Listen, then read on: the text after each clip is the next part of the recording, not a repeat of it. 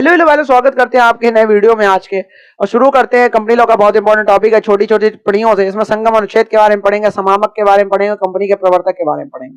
इसमें तो बहुत से ऐसे टॉपिक होंगे जिनके बारे में आप पढ़ चुके होंगे, जो नहीं पढ़ा होगा वो आप इसमें समझ लेना। शुरू करते हैं इस टॉपिक को कि कंपनी लॉ के अंतर्गत तीन महत्वपूर्ण अवधारणाएं हैं संगम अनुच्छेद, जैसे डॉक्ट्रिन ऑफ अल्ट्रा वायरिस कहते हैं, समापक यानी लिक्विडेटर कहते हैं, कंपनी का प्रवर्तक यानी प्रमोटर पर ये केंद्रित है। शुरू करते हैं संगम अनुच्छेद से, जैसे डॉक्ट्रिन ऑफ अल्ट्रा वायरिस यानी कि कहते हैं, परिभाषा इसकी है कि संगम अनुच्छेद एक विधिक सिद्धांत यानी लीगल डॉक्ट्रिन है। संगम अनुच्छेद क्या है? एक विधिक सिद्धांत यानी लीगल डॉक्ट्रिन है। इसका अर्थ होता है कंपनी की वैधानिक शक्तियों के बाहर किया गया कोई कार्य।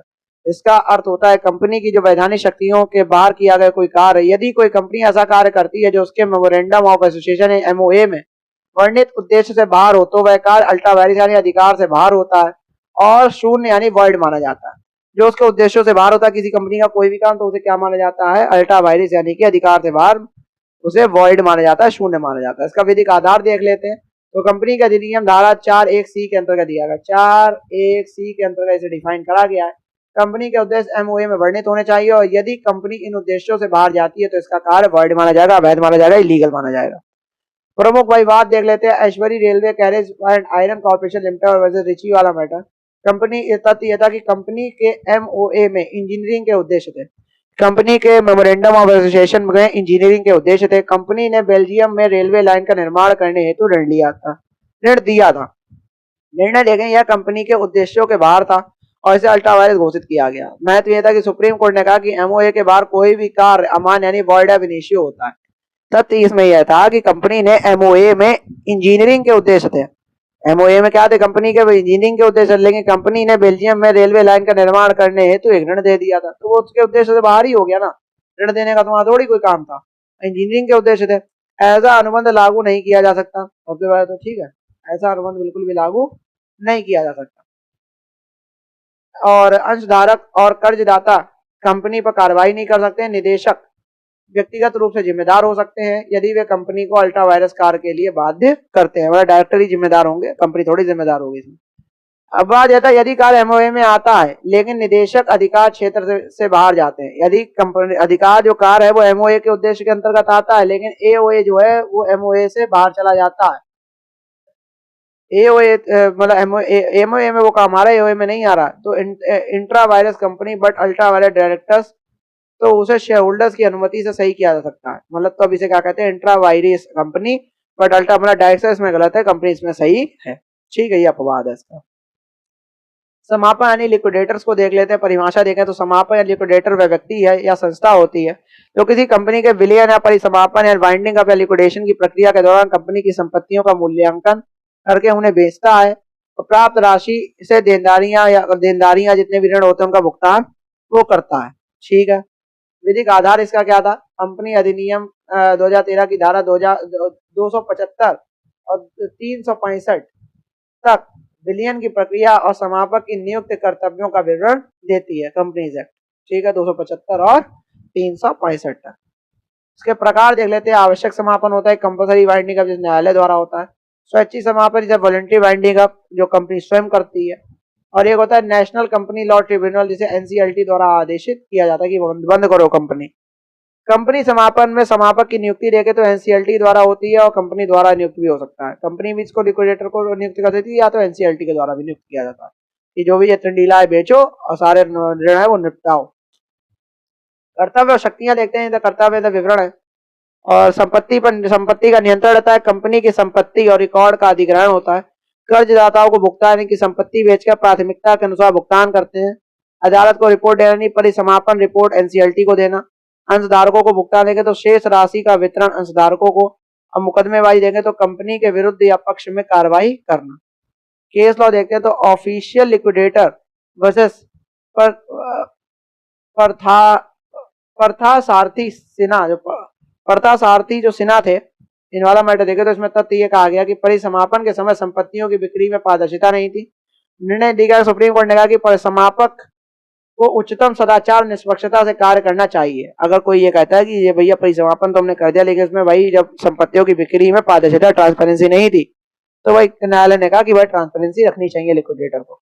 समापक की जवाब दे देंगे। यदि समापक द्वारा कोई अनियमितता हो तो धारा 340 के अंतर्गत एनसीएलटी उसे व्यक्तिगत रूप से उत्तरदायी ठहरा सकता है।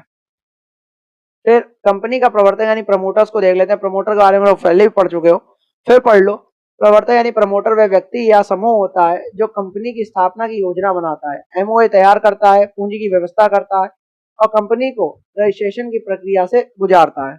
विधिक परिभाषा देखें तो 269 कहता है 269 कह रहा है कि कंपनी अधिनियम 2013 में प्रवर्तक वह व्यक्ति है जो कंपनी की स्थापना में सहायक हो और जिसका नाम आरओसी द्वारा प्रसारित दस्तावेजों में प्रमोटर के रूप में हो, वो प्रमोटर होता है। आरओसी में भी रजिस्टर्ड है इसका नाम प्रमोटर के रूप। प्रवर्तक के कार्य देखते हैं तो विचार की कल्पना, कंपनी के उद्देश्य और व्यवस्था में योजना करता है, नाम आरक्षण एमसीए से नाम का अनुमोदन करता है, दस्तावेजों की तैयारी करता है, एओए एमओए को और अन्य जो फॉर्म होते हैं भरता है, निदेशकों की नियुक्ति करता है, प्रारंभिक निदेशकों का चयन करता है, पूंजी जुटाना मतलब बैंक या निवेशकों से संपर्क करना, व्यवसाय शुरू करना, कंपनी की गतिविधियों की शुरुआत करना ही प्रमोटर ही करता है।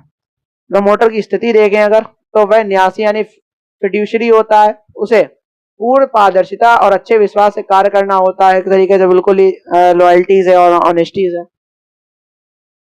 प्रमुख बात देख लो तो एरलैंगर वर्सेस न्यू सोमबेरिनो फॉस्फेट कॉर्पोरेशन वाले देखें। इसमें तथ्य है कि प्रमोटर ने एक द्वीप को कंपनी को ज्यादा कीमत में बेच दिया था। एक द्वीप को क्या करा था, कंपनी को ज्यादा कीमत बेच दिया। निर्णय दिया, कोर्ट ने कहा कि प्रमोटर को अपने हितों का खुलासा करना चाहिए, ऐसा ना करने पर भी व्यक्तिगत रूप से जिम्मेदार होगा।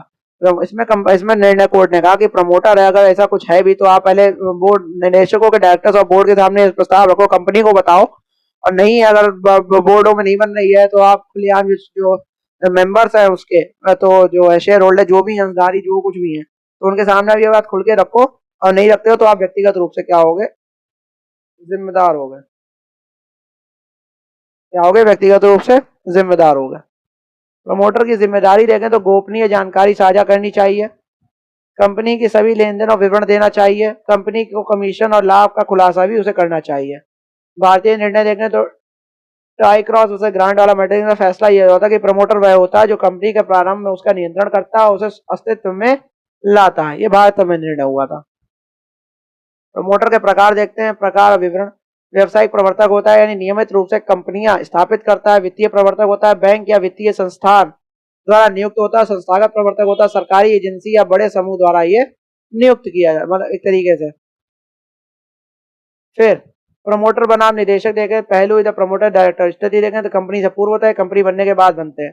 कानूनी दायित्व देखें तो ये फिड्यूशरी होता है, वैधानिक कर्तव्य से जुड़ा होता है। निर्णय देखें प्रारंभिक योजनाओं में और संचालन नियंत्रण करता है निदेशक। और आखिरी में कंक्लूजन देख लेते हैं तीनों का। कंपनी कानून की गहराई में जाने पर यह स्पष्ट होता है कि संगम अनुच्छेद अल्ट्रा वायरस सिद्धांत कंपनी की शक्ति सीमाओं को निर्धारित करता है और अंशधारकों के हितों की रक्षा करता है। समापक कंपनी को विधिक रूप से समाप्त करने की महत्वपूर्ण भूमिका निभाता है, जिससे उसे निष्पक्ष, पारदर्शी और न्यायोचित प्रक्रिया अपनानी होती है। प्रवर्तक या प्रमोटर देखते हैं तो कंपनी के जन्मदाता के रूप में कार्य करता है, उसे फिड्यूशरी जिम्मेदारी होती है। उसमें क्या होती है, फिड्यूशरी जिम्मेदारी होती है। इन तीनों अवधारणाओं का गहन अध्ययन एक विधिक छात्र को न केवल कॉर्पोरेट संरचना समझने में मदद करता है, बल्कि उसे व्यावहारिक और नैतिक जिम्मेदारियों के प्रति सजग करता है। ठीक है, डिवीजन चार्ट देखें, सारणीबद्ध पूर्णावलोकन देखें, तो विषय परिभाषा और केस लॉ देखें। संगम अनुच्छेद एमओए से बाहर किया गया क्या, धारा 104C में ऐश्वरी रेलवे वाला मैटर देख लो, इंजीनियरिंग का होता है, उन्हें दे दिया, ऋण था। समापन देते तो परिसमापन करता, धारा 275 से 365 के बीच में समापक का पूरा मैटर दिया गया। ऑफिशियल लिक्विडेटर पार्थ सारथी वाले मैटर में प्रवर्तक देखते हैं कंपनी का संस्थापक, धारा 269 कह रहा है एरलैंगर वर्सेस न्यू सोमब्रेरो कॉर्पोरेशन में ये इसका केस लॉ हो गया। और यहाँ तक आपको ये तीनों चीज समझ में आ गई। बहुत छोटा सा वीडियो था, ज्यादा नहीं था, लेकिन एक पूरा सा ओवरऑल आपको एक पूरे तरीके से रिवीजन हो गया होगा। और अगर नहीं समझा तो आपको पता आपको क्या करना है, 1.5x की स्पीड लाके एक बार दो बार वीडियो को देखना, बहुत अच्छे समझ में आ जाएगा। और ऐसे आपके कंपनी लॉ के वीडियो आते रहेंगे। तब तक के लिए जय हिंद, जय भारत।